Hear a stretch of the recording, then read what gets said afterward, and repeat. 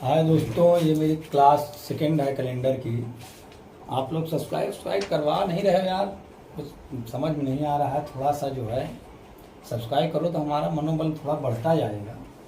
हैं तो सब्सक्राइब वगैरह कर दिया करो, लाइक वगैरह शेयर भी कर दिया करो वीडियो।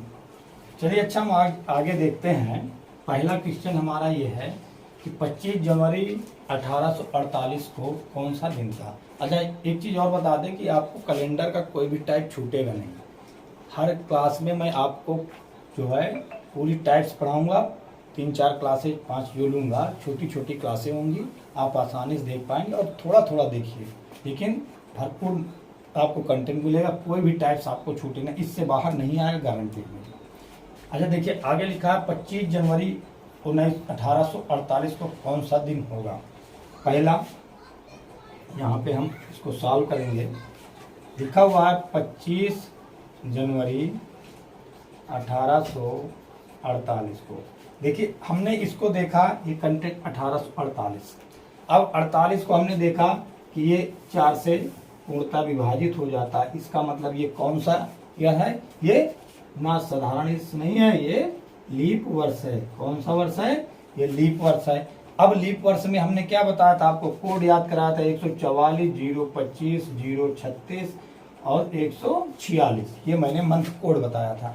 लेकिन आपको मैंने बताया था कि जब यहाँ पे जब वर्ष दिया हो और वो लीप वर्ष हो तो वहां पे इसका कोड क्या हो जाता है, 0, और फरवरी का कोड हो जाता है 3। इतना अंतर रखना है आपको। जनवरी का कोड ये हो जाता है 0, फरवरी का 3। अब देखिए यहाँ पे देखेंगे 25 जनवरी। सबसे पहले हम क्या बताए थे आपको, हम पहले डेट लिखेंगे। तो डेट हमारी क्या थी, 25 प्लस जनवरी का कोड क्या होगा, मंथ का कोड क्या होगा, यहाँ पे 0 हो जाएगा। अब ईयर कौन सा है, मंथ हो गया। अब ईयर कौन सा है, 1800। अब यहाँ पे हमने आपको शताब्दी वर्ष कोड बताया था। शताब्दी वर्ष कोड 6420। क्या करना बताया था कि 1600 से आप बढ़ेंगे, 1600, 1700, 1800 और 1900। देखिए, हर उस पर 2-2 अंतर करते जाइए, कोडिंग याद रखनी। 16 से हमें 6 याद आ जाएगा, तो 6 से 2-2 करते जाइए और इधर आगे बढ़ते जाइए। तो यहाँ पे 18 का कोड कितना है, यहाँ पे 18 कोड 2 है, यहाँ पे हमने 2 लिख दिया। अब उसके बाद वर्ष कितने हैं, इसमें टोटल साधारण वर्ष देखेंगे 48 हो जाएंगे। उसके बाद लीप वर्ष कितने हो जाएंगे, 48/4। इसको काटेंगे तो कितना आ जाएगा, 12। अब इस टोटल संख्या को जोड़ करके इसमें हम 7 का भाग दे देते हैं। अब इसको साधारण बनाने के लिए हम क्या करते हैं कि इसको हम काट लेते हैं। तो यहाँ से देखिए काटेंगे, 7 त्रिक 21, यहाँ पे कितना बचेगा, 4 प्लस का 4, इसमें प्लस का 2।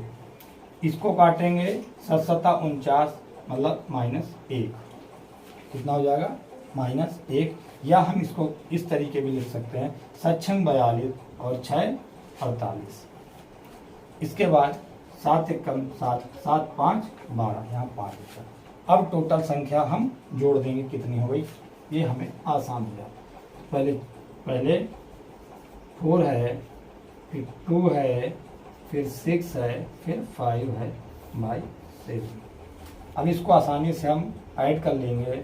4 2 6, 6 6 12, 12 5 17/7, 17/7। 7 में हम इसका जब भाग देंगे, 7 दून 14, बचेगा कितना, 7 दून 14, बचेगा कितना, 3। यहाँ पे 3 रिमाइंडर बच जाएगा। अब ये इसको तब तक हम काटते हैं जब तक ये 7 से छोटा नहीं हो जाता, तब तक हम काटते हैं। अब हमने ये बताया था कि दिन हमारा कहाँ से शुरू होता है, संडे से। संडे को 1, मंडे को 2 और ट्यूसडे को 3। तो यहाँ पे वो दिन कौन सा हो जाएगा, मंगलवार।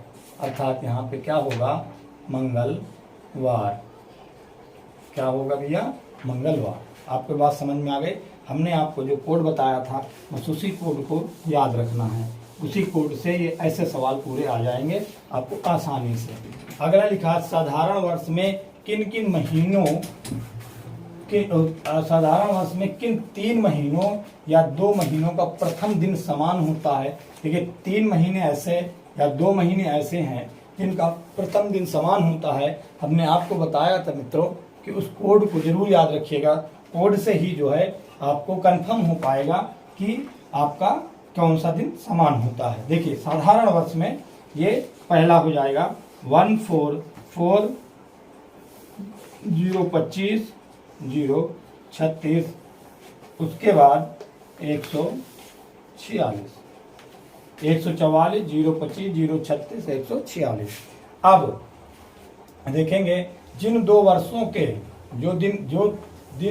जो अंक मैच करेंगे, ठीक है, वही उन्हीं के महीने के जो दिन हैं वो समान होंगे, प्रथम दिन समान होंगे। जैसे यहाँ पे फरवरी, यहाँ पे मार्च, पहला फरवरी मार्च, उसके बाद देखिए 4 आपका आता है इसमें नवंबर में, नवंबर। किसी भी वर्ष में ये 3 माह ऐसे होते हैं जिनका प्रथम दिन समान होता है। प्रथम दिन समान होगा, प्रथम दिन समान होगा। ठीक है दोस्तों, प्रथम दिन क्या होगा, समान होगा, पहला। उसके बाद हम 4 को यहाँ से खत्म कर देते हैं। अब आप देखिएगा दूसरा, एक कहाँ पे है, जनवरी में, और दूसरा कहाँ पे है, यहाँ पे देखिए, यहाँ पे 0 बना दीजिए, सॉरी 0 भी न बनाइए, स्टार बनाइए, क्योंकि यहाँ पे एक संख्या मिटा दी गई है। उसके बाद यहाँ पे 2 संख्या, ताकि याद रहे, नहीं तो आप इसको बाई मंथली लिख लेंगे वैसे। ठीक है, चलिए इसको एक बार मंथली टाइप हम लिख के बना दे रहे हैं, ऐसे ज़्यादा याद रहेगा। जनवरी, फरवरी, मार्च, अप्रैल, मई, जून, जुलाई, अगस्त, सितंबर, अक्टूबर, नवंबर और दिसंबर।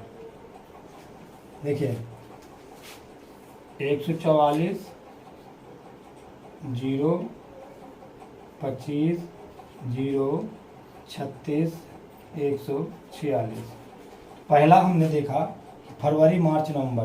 देखिए फरवरी का, मार्च का और नवंबर का कोड समान था। अब देखिए अब अगला कौन सा बचता है, पहला जनवरी में 1 है, आगे कहीं 1 मिलेगा आपको, देख रहे हैं, अक्टूबर में मिलेगा। तो जनवरी और अक्टूबर का प्रथम दिन समान होगा। ठीक है भैया, अक्टूबर और उसका प्रथम दिन समान होगा। अब इसको मिटा दिए। अगला देखिएगा, अप्रैल में 0 है और जुलाई में 0 है। अप्रैल में 0 है और जुलाई में 0 है, तो यहाँ पे तीसरा होगा अप्रैल, उसके बाद जुलाई। इनका प्रथम दिन क्या होगा मित्रों, समान होगा। इनका प्रथम दिन समान होगा।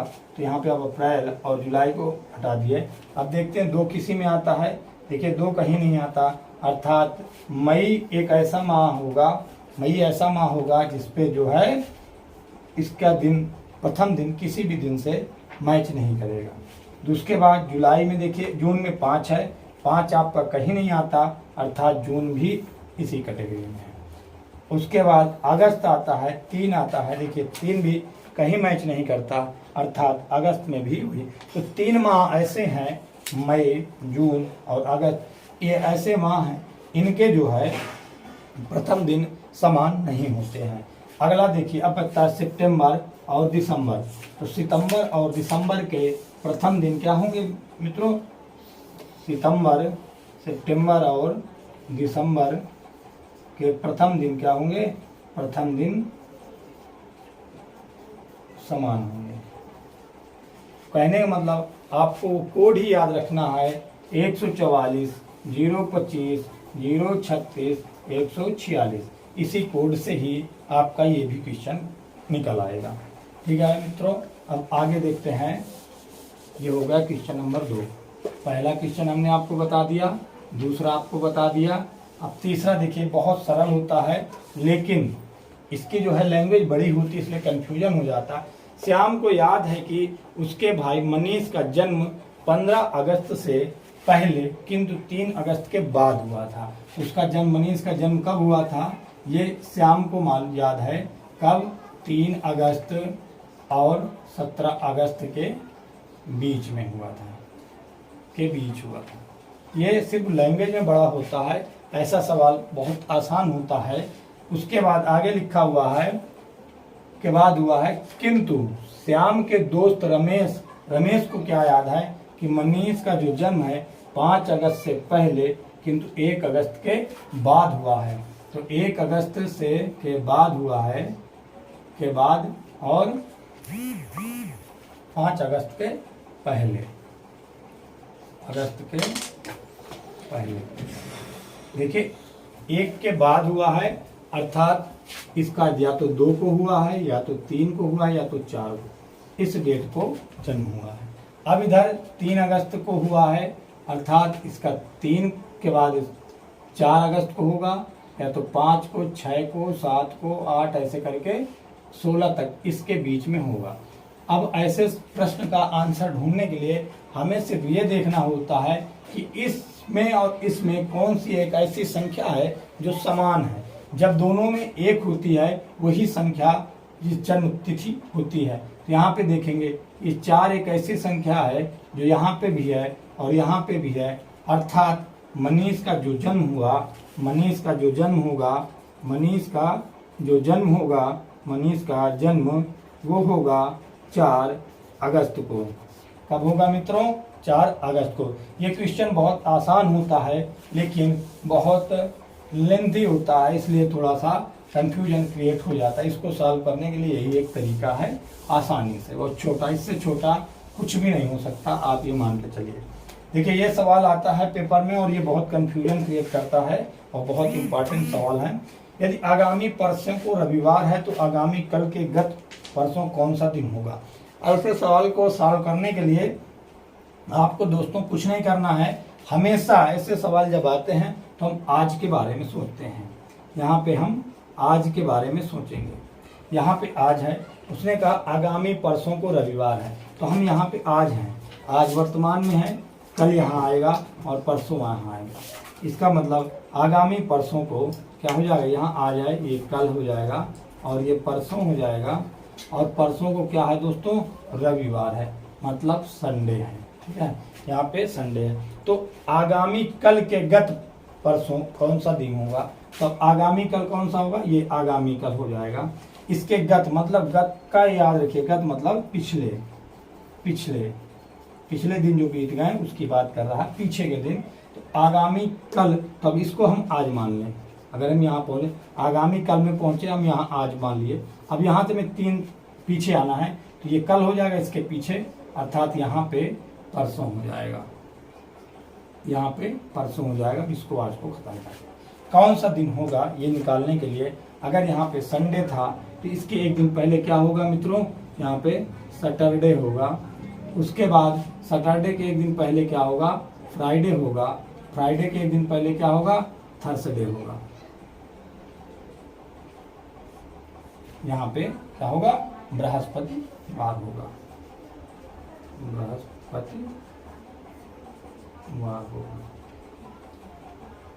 यहाँ पे दोस्तों क्या होगा? बृहस्पतिवार होगा। ऐसे सवाल को सॉल्व करने का बहुत छोटा सा ट्रिक है। इसको ट्रिक समझिए, बेस समझिए, कुछ भी समझिए। यहाँ पे जो इम्पोर्टेंस ही रखता है वो ये रखता है आज, टुडे ही देख मान करके हम आगे को चलेंगे। और ऐसे सवाल आते हैं, कभी गलत नहीं होने चाहिए दोस्तों। आज इतना ही, आगे हम आएंगे कल दूसरी क्लास लेके, जिसमें आपको बहुत ही शानदार मेथड से हम आगे के सवाल बताएंगे। ठीक है दोस्तों, तब तक के लिए नमस्कार।